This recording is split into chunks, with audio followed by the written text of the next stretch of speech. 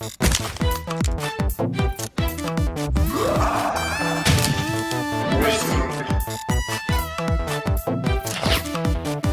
the Bruiser.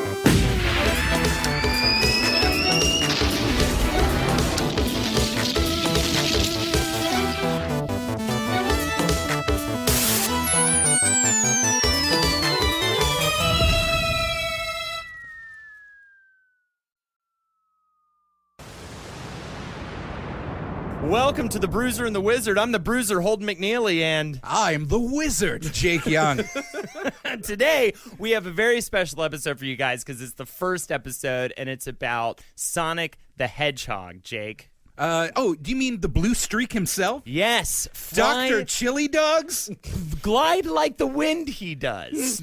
Are you talking about Dr. Needle Mouse? I am talking about Mr. Needle Mouse, which was the code name of Sonic the Hedgehog when Naoto Oshima created him, designed him. Yes. We're talking to a podcast audience. Marcus Parks, the one and only super producer. Hey, Hope. Manning the ones and twos. So I feel like we got to talk to the babies, the babus, and the tweens right now. Please. You have to understand that the 90s existed. Right. Okay, first of all, get your fucking head out of your ass. Can we just tell them all to do that for a second? Okay? No ways. Take selfies while you listen to this. All right, this isn't Periscope, okay? We're talking about real shit. All right? So don't just put your phones away and let's just listen to Poppy and Moppy talk about some actual human shit that happened. Go for a walk, catch a Snorlax, go out, and it's fine. It's fine. You're all right, tweens. I'm like a cool uncle that's only kind of drunk at the family gathering. And I'm like sexy auntie. I'll come to the party and I'll kind of get you to go in the room and get your head a little too close to my boobs for comfort, and then I'll like leave. I'll be like, no, we can't. We mustn't. Why didn't we just call our podcast Sexy Auntie? Sexy Auntie. Maybe we should. We were going to call it Mommy's Basement, but we decided that would be foul. So anyway, Sonic the Hedgehog, right? He was a character that was designed in 1991 by Naoto Oshima, and I just want to start with the fact that his shoes were inspired by Michael Jackson's boots, but they were the color red, which was inspired by Santa Claus. Yeah, so this is why we have to go into the 90s. You have to mentally time travel to a point where, like, Sonic the Hedgehog was cool on purpose. Yes. And it fucking worked, which is literally a one in a million thing in corporate the corporate world. I guess to start, we even have to say, hey, let's not even look at Sega Genesis. Let's look at a little guy named Nintendo and a little mustachioed mascot named Super Mario. Or Mario if you're not a piece of shit. Mamma mia! Oh, it's a me! It's a Mario! My lower genitals are just a weird smooth bump. Somehow a plumber. My skin-tight overalls reveal no anatomy. Somehow an Italian plumber became the voice of a generation, and Sega Genesis desperately was trying to kind of outdo Nintendo, or at least compete with it. No, it was a direct response. Nintendo, at the time, had the old 8-bit NES, which they're going to come out with that mini version, which, like, I was like, who the hell's going to buy this when you can clearly build an emulator box by getting a Raspberry Pi from Newegg.com and then an HDMI output? It's over. By that, it's already done. I'm an idiot. We're already done. A mother who's playing Pokemon Go right now is going to buy it for her, like, husband or whatever. And Nintendo, like, it was an old piece of shit by the early 90s. Like, it was invented in the late 80s, and computers moved fast, and arcades were getting better. Everything was getting better, but the Nintendo was staying the same, and Sega knew they had, like, one chance to take these assholes down. Well, now they already had a mascot by the name of Alex Kidd, which was of just a kind of a totally passed over, just did not have the gumption to compete with Mario. It was just kind of a shithead little kid that he was less of a mascot for a video game company and more of just like a mascot for Christian virginity. Yes, he was very, very anti-choice, and that was probably why they ditched him in the beginning. So yeah, he was a Sega Master System. It looks like Marcus is seeing a picture of Alex Kidd right now and looks disgusted. He looks like a monkey with the Mega Man costume on. It's just not working, right? So they had to come up with something better. They took a lot of ideas. They had an armadillo, which later would become Mighty the Armadillo. There was a dog design, a rabbit design, and a Theodore Roosevelt lookalike in pajamas, which would actually later become the basis for Dr. Robotnik and Eggman. So you mentioned Michael Jackson. You mentioned, did you throw Bill Clinton in there? Yes, I haven't said that yet, but his attitude, or tude, as they called it back in the 90s, was based on the Bill Clinton get it done persona. So a bunch of Japanese 20-somethings were like, yeah, American cool. Hi. Yes, good. Attitude, Bart Simpson. Exactly. Skateboards. Skateboard, rock and roll. Did you, there was actually, you can find concept sketches. Sonic was supposed to have, in these early concept stages, he was supposed to have a human girlfriend with rockin' tits. Basically like a poor man's Jessica Rabbit, and her name was just literally Madonna. Because it was the 90s and Sonic was cool. Yes, Sonic was super cool, and I'll tell you what, it worked on a little kid named Holden McNeely. I opted for a Sega Genesis over a Super Nintendo, believe it or not, and I loved my Sega Genesis. I was a total Sega kid. I had Sonic 1, 2, 3, Sonic and Knuckles, and Sonic Spinball. I was totally game for all of it, and then, as we'll get to later, the whole dynasty sort of takes a bit of a turn. But backing it up a little bit, I'm sorry, Jake, you were saying? No, I mean, fuck, like, if you care about marketing, if you care about, like, message control, what Sega did to Nintendo in the 90s was a fucking bloodbath. And I don't think we mentioned the exact slogan, but Sega does what Nintendo don't, which was amazing. That kind of cutting wordplay. This was pre-Twitter. We didn't even understand what jokes were yet. Sega Genesis was always like we're going to smoke cigarettes by the dumpster in the back of the school while Mario's going to talk to the principal. And you know what I'm saying? It was totally what they went for, and it totally rad dudes, man. Well, Sega Genesis had all the best horror games. Yes. Yeah, I mean, they had the Splatterhouse series. Yes. Like that when Mortal Kombat came out, they had the blood. They had the blood. Even though you had to do the code, they still had ABACABB. You actually did have to, you did have blood in Sega Genesis games. So yeah, Sega was the cool kid. No, they specifically positioned themselves as the cool, more grown up, more literally commercials had that 90s voice, that weird Nintendo fans like a lot of Mario games. Too bad they also like wearing diapers. And then they cut to a weird fat nerd being like, I like F-Zero. And then a child, an 8-year-old in a leather jacket just kicked him in the nuts. It was like, I like Streets of Rage. Genesis does what Nintendo. It really was the cigarettes of consoles. Yeah, totally. But like Nintendo would put advertisements out during Saturday morning cartoons. Sega would buy ads during Beavis and Butthead.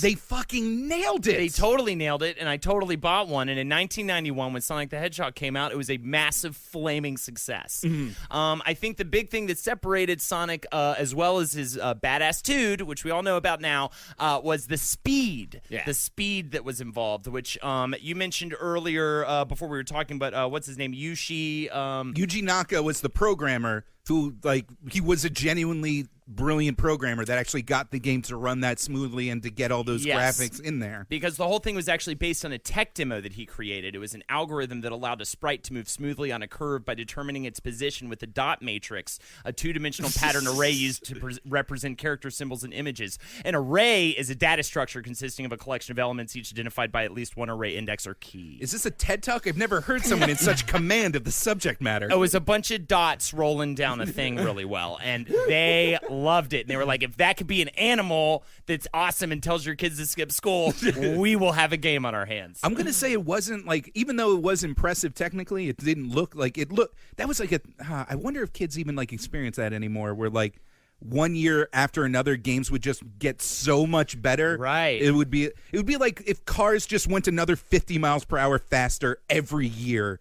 It's just that level of advancement was intoxicating at the time. Seeing Sonic turn into a ball and roll around a tube in a commercial was unlike anything I'd ever seen before. A simple thing like that could get a kid to enforce his parents.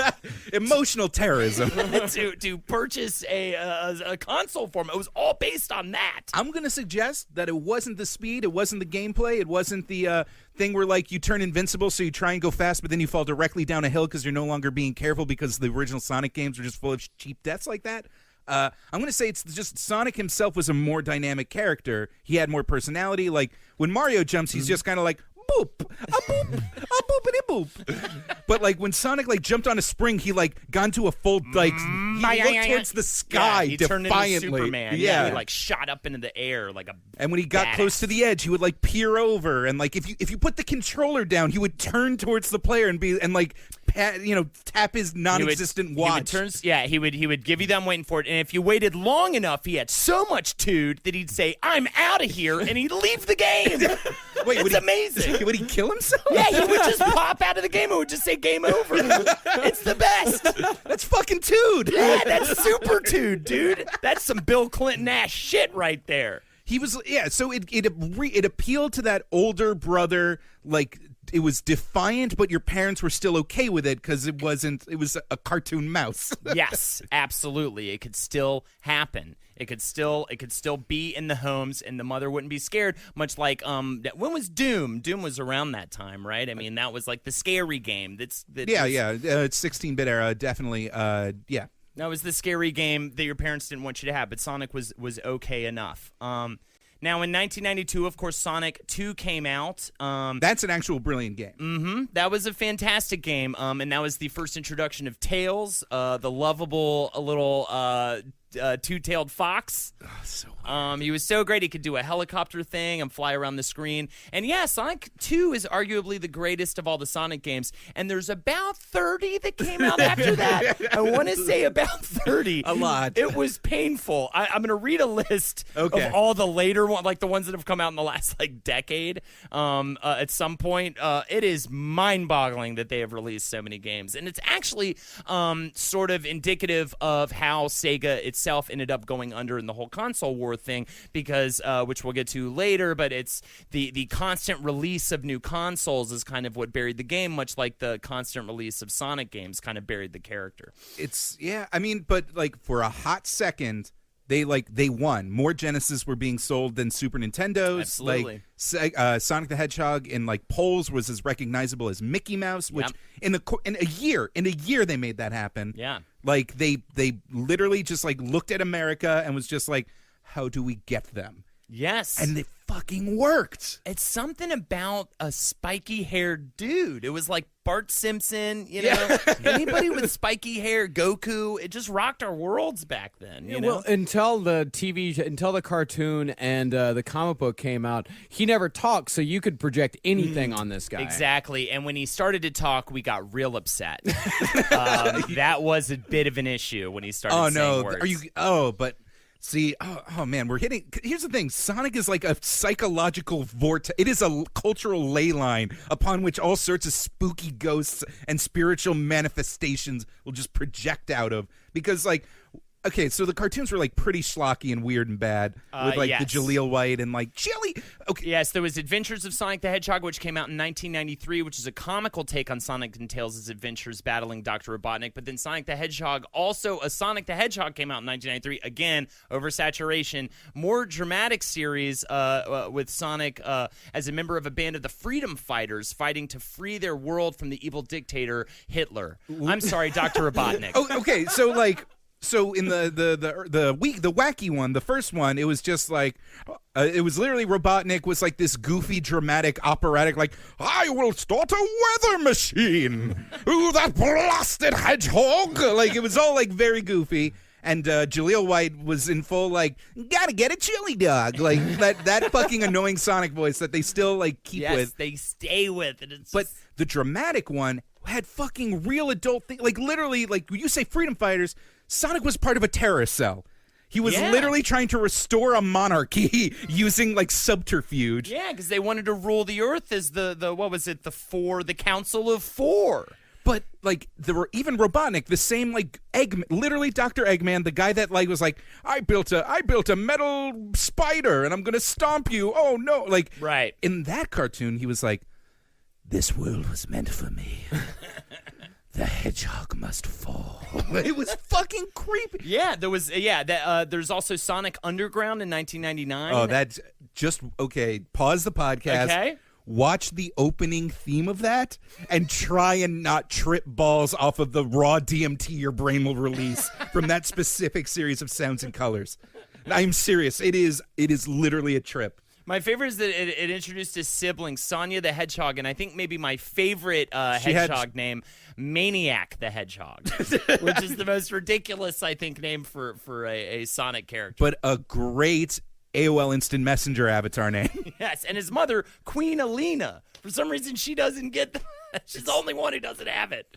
The Hedgehog name.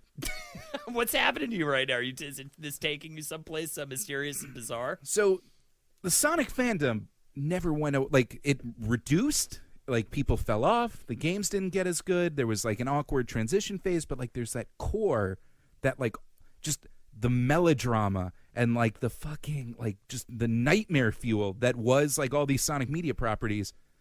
They just were like, this is it. This is what I live for. I am all about this. And, like, they survived. They're, like, in an enclave. I mean, Sonic the Hedgehog fan fiction is a massive thing. Sonic the Hedgehog porn is a massive thing. Marcus, if you can Google the phrase Marcus the Hedgehog. Yeah, a big thing in internet culture. When did that come about? A year or so ago? Was Google your name and then the Hedgehog, and a bunch of stuff will come up. Marcus, what was the top result? The top result.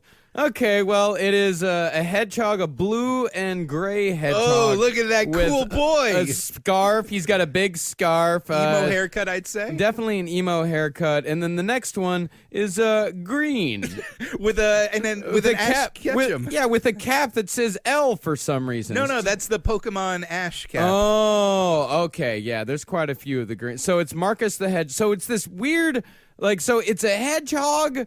But it's a hedgehog cosplaying as Ash from Pokemon?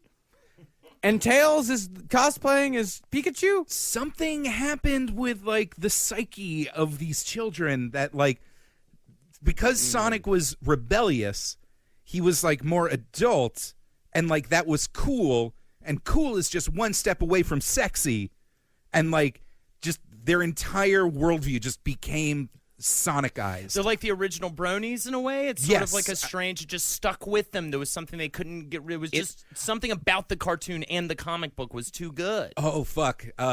Someone make a joke, because this is not going to be funny. Big expressive eyes and, like, lots of melodrama means that even if you were a little Aspergian, you could still read human emotions through these characters, and that's how you express yourself, which is kind of how bronies work. Yes. Fuck! Speaking of eyes, I just found a picture of Marcus the Hedgehog getting a boner so big that he killed himself because his boner went in his eye. In 1993, Sonic Mania Day was a big thing.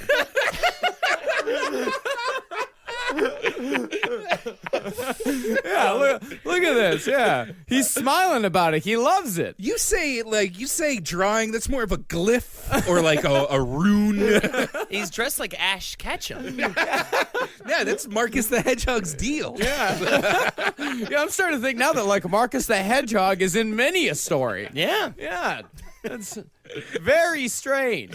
But you talk about that, you really talk about, like, the Sonic the Hedgehog comic book still goes to this day. It's at issue 281. Yes, it is. I feel like it should be it should be at 700 at this point. It has the Guinness World Record for the longest running comic book series based on a video game. Do you want to hear something even more disturbing? Sure. In England, there's a separate tie-in licensed comic book series called Sonic the Comic, which is also long-running and also has batshit lore that's been running for decades and is completely separate from the Archie comics that we're familiar with.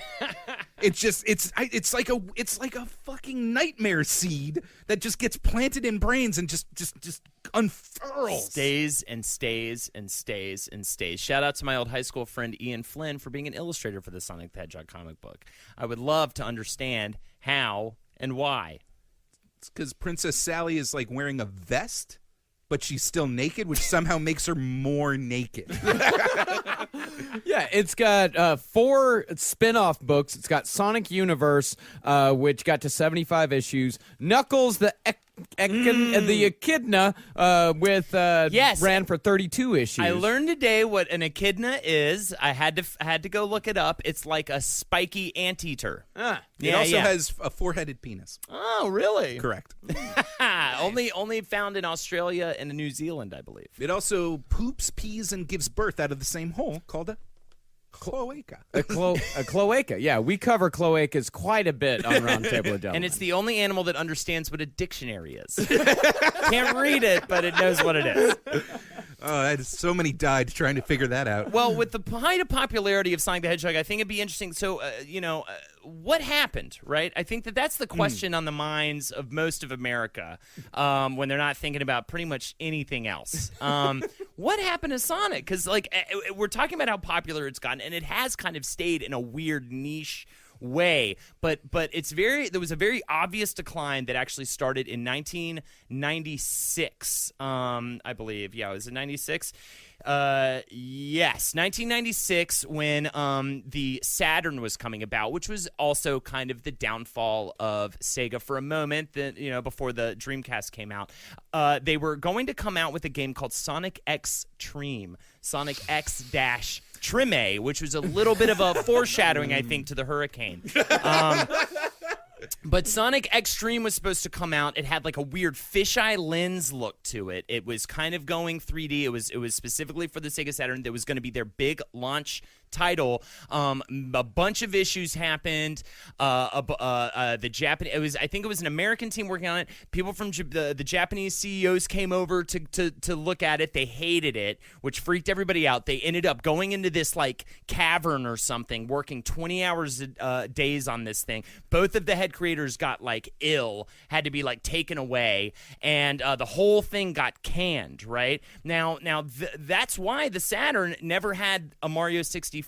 Yeah. Sonic X-Treme was supposed to be that. Instead, what came out was a port of Sonic 3D Blast, which was the final game for the Sega Genesis. That thing was terrible. Which is god-awful. It's like this shitty-looking Marble Madness nonsense, but with Sonic the Hedgehog rolling around, I was looking at some video of it today. It's complete bullshit. Yeah, it was very unfun to play. There are these like rare moments when you're growing up where like the first time you're in a movie theater and it's a bad movie and you have an existential crisis because you're like, I'm eating popcorn and I'm in a movie theater, but I'm miserable and this has never happened before.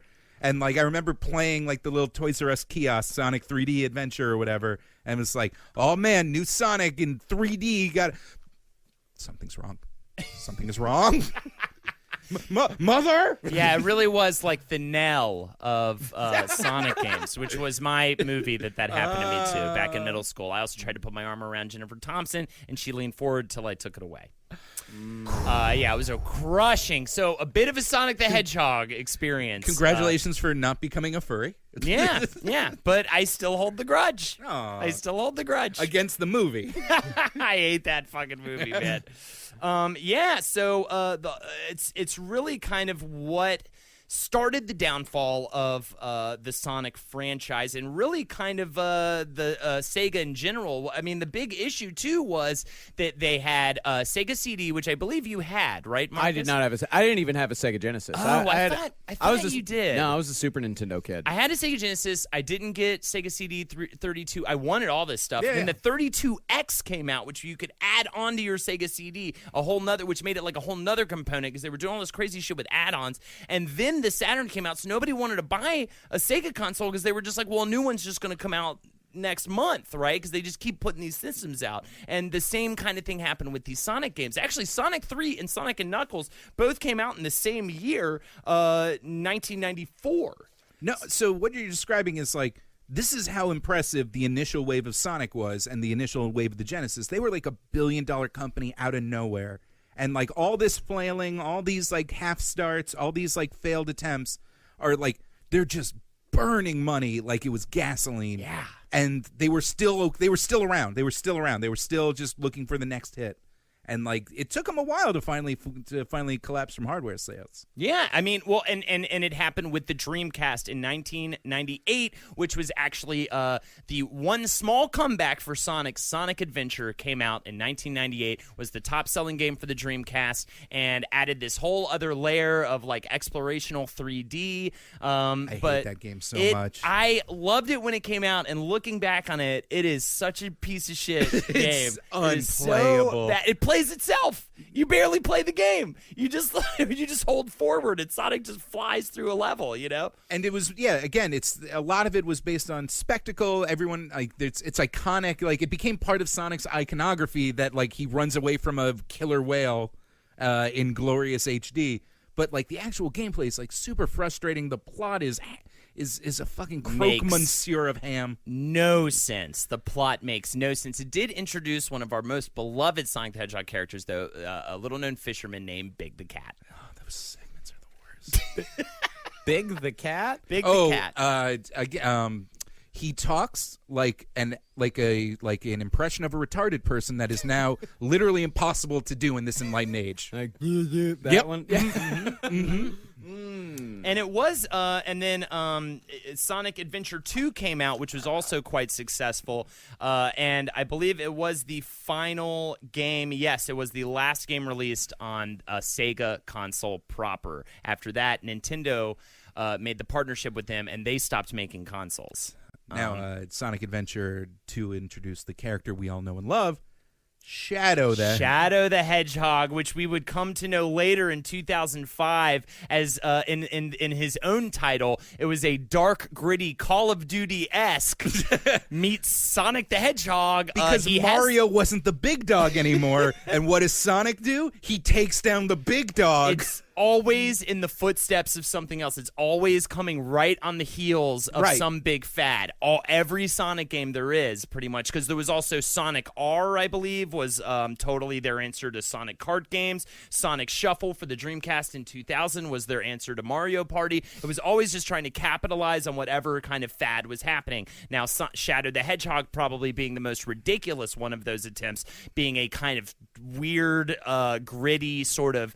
The damn Hedgehog has a gun, and he has a gun and a motorcycle. And he straight is just murdering people. Well, this, again, it's super mature and cool. Tweens, a moral choice system. So in the game, Shadow the Hedgehog, depending on what path you follow and what allegiances you follow, you can either save the world from aliens or kill the president.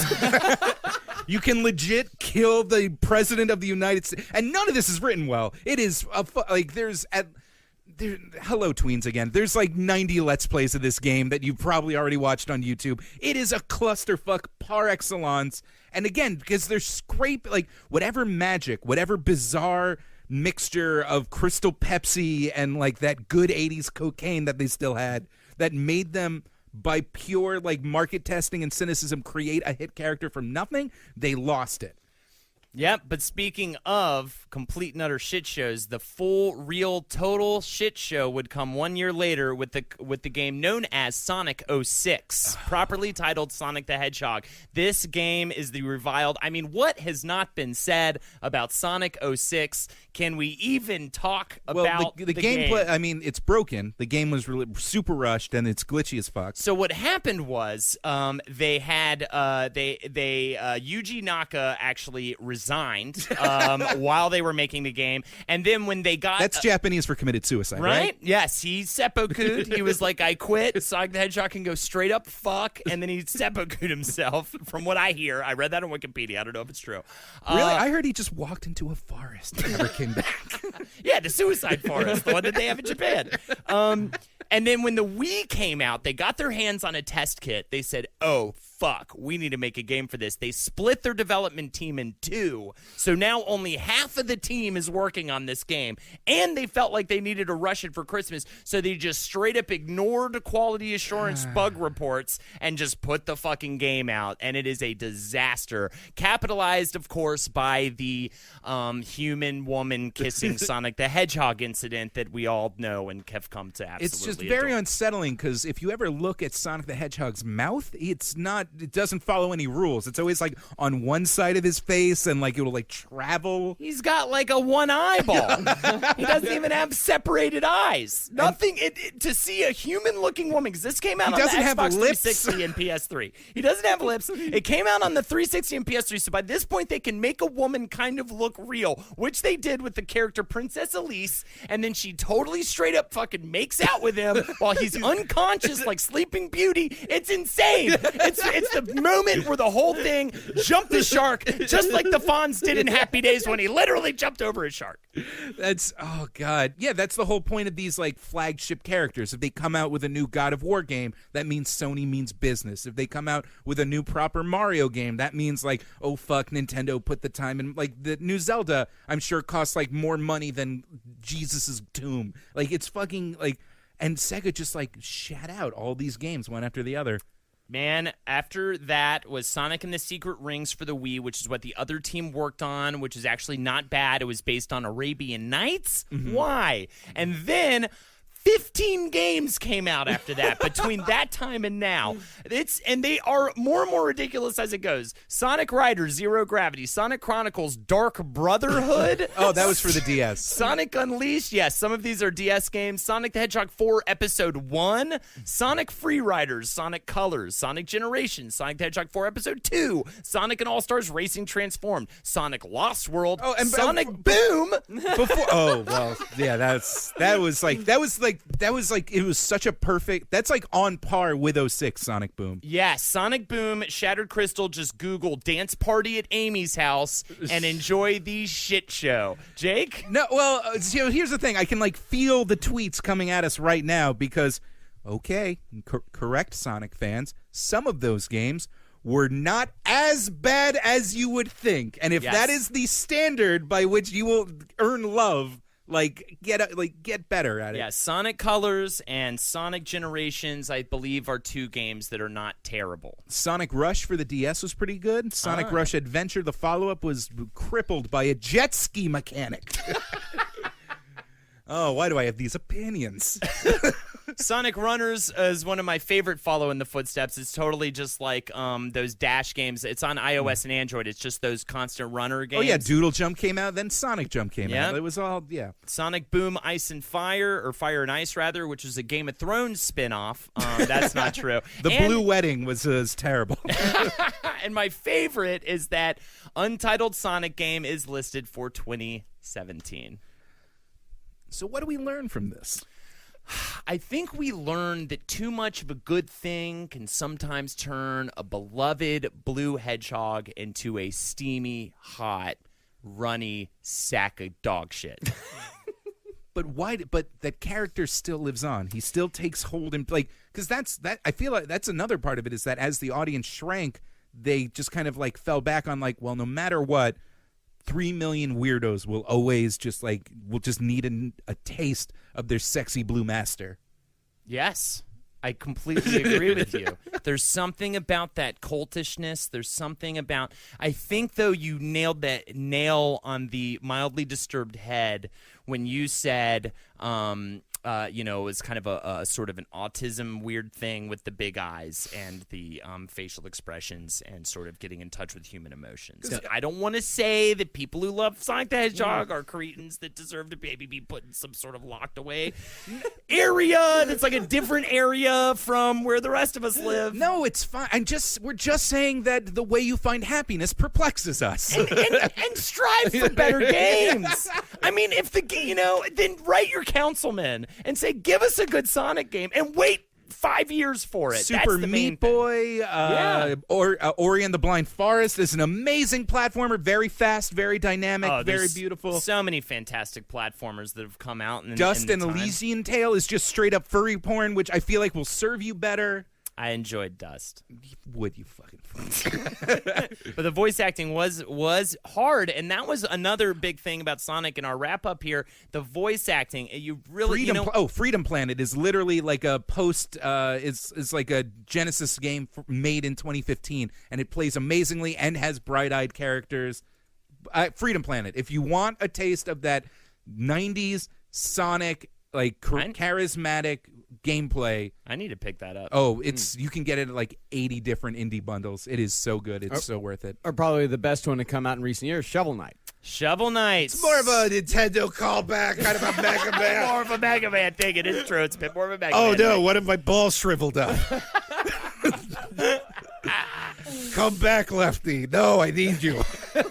Or you know what's a good platformer? New Super Mario Brothers and Super Mario Brothers Wii and Super Mario Brothers Wii U and all that good stuff. Mario's still kicking out the fucking jams, man. And I don't, they put one out a year, but they put a good one out. And it always feels like quality product. They're not all over the place. You know what I'm saying? And that, I think, is also just a focused quality product where you're not trying to just run all over the place. And they're doing what they do best. They're not trying to copy what everybody else does. And the thing that like has kept Nintendo in there, because they're falling for the same things Sega does, like outdated business practices, falling back on just like previous successes, but like that fanboyishness, that dedication, that because we're fucking like literally we're as old as Nintendo's video game like company. Like we've grown up alongside them, and like every time we want to indulge that childlike sense of fantasy, we're actually rewarded for it. Absolutely. Like that's how they kept us strung along all this time. Absolutely. I completely agree.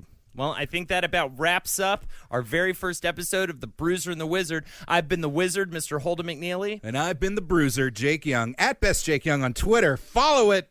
Holdenator Show on Twitch. Stream it. Oh, it's a very good Twitch channel. Thank you. Good night. Or good day. Or good morning. Get fucked. For more shows like the one you just listened to, go to cavecomedyradio.com.